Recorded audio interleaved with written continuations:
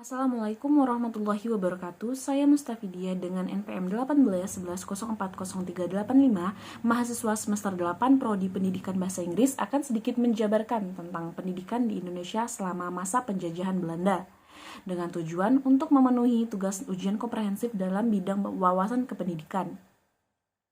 Pendidikan merupakan usaha untuk mengantar manusia menemukan pribadi sebagai seseorang dewasa yang dapat berdiri sendiri dan bertanggung jawab. Melalui pendidikan, masyarakat dapat bebas mengembangkan cipta, rasa, dan karsanya supaya dapat berbakti kepada bangsa, nusa, dan seluruh umat manusia. Sistem pendidikan yang dilaksanakan oleh penjajah memiliki sifat berbeda karena mempunyai tujuan tertentu. Pada waktu penjajahan Belanda, terjadi eksploitasi jiwa dan raga karena pendidikan pada waktu itu hanya semata-mata untuk kepentingan penjajah. Sekolah-sekolah pada zaman kolonial Belanda diorganisir secara hierarkis menurut umur dan tingkatan tertentu berdasarkan pada batas perkembangan tertentu yang sesuai dengan kepentingan pemerintah. Seseorang tidak bisa dengan sendirinya menentukan pilihannya sesuai dengan potensi dan cita-citanya. Hal itu berakibat pendidikan yang berkembang bukanlah merupakan tuntutan lokal, tetapi mencerminkan kepentingan kolonial. Politik pendidikan kolonial Belanda yang diterapkan di Indonesia mempunyai beberapa ciri-ciri pokok. Ciri-ciri politik pendidikan kolonial tersebut yang pertama, gradualisme, yaitu pemerintah kolonial Belanda sengaja bersikap lamban dalam melakukan perubahan pendidikan. Yang kedua, dualisme, yaitu menekankan perbedaan yang tajam antara pendidikan untuk bangsa Belanda dan untuk rakyat pribumi. Yang ketiga, kontrol sentral yang kuat, yaitu segala kebijakan dalam hal kependidikan diatur oleh gubernur jenderal atau direktur pendidikan yang bertindak atas nama atasannya, yaitu para penjajah. Yang keempat, keterbatasan tujuan, yaitu peranan sekolah hanya untuk menghasilkan dan mencetak pegawai rendahan.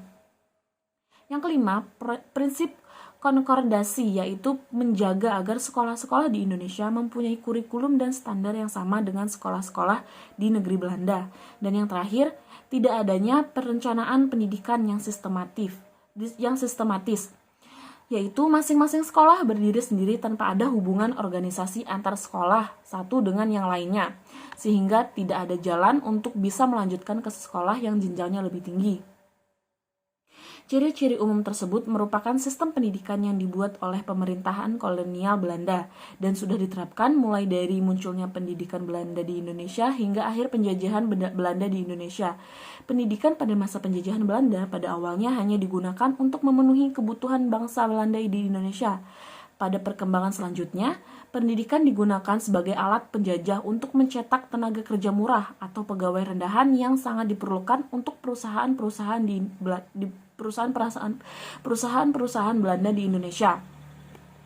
Sistem pendidikan zaman kolonial Belanda merupakan sistem yang rumit karena penjenisannya yang cukup banyak sebagai realisasi dari diskriminasi sistem pendidikannya. Tujuan dan kebijakan politik pendidikan yang dibuat dan diterapkan oleh Belanda di Indonesia semata-mata hanya untuk kepentingan pemerintahan kolonial Belanda. Pendidikan kolonial tidak hanya berakibat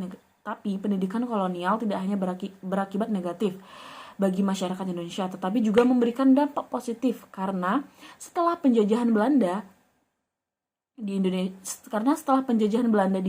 Indonesia berakhir dan Indonesia mulai mencapai kemerdekaannya, sebagian penduduk di Indonesia khususnya di Jawa sudah tidak lagi menderita tuna aksara atau buta huruf lagi karena penduduk Indonesia telah lama mengenal pendidikan atau sekolah. Pendidikan kolonial juga melahirkan tokoh-tokoh pergerakan nasional dan tokoh-tokoh pendidikan yang berjiwa nasionalis dan patriotis untuk memperjuangkan nasib bangsa Indonesia. Baiklah, sekian sedikit penjabaran tentang pendidikan di Indonesia selama masa penjajahan Belanda. Saya akhiri. Wassalamualaikum warahmatullahi wabarakatuh.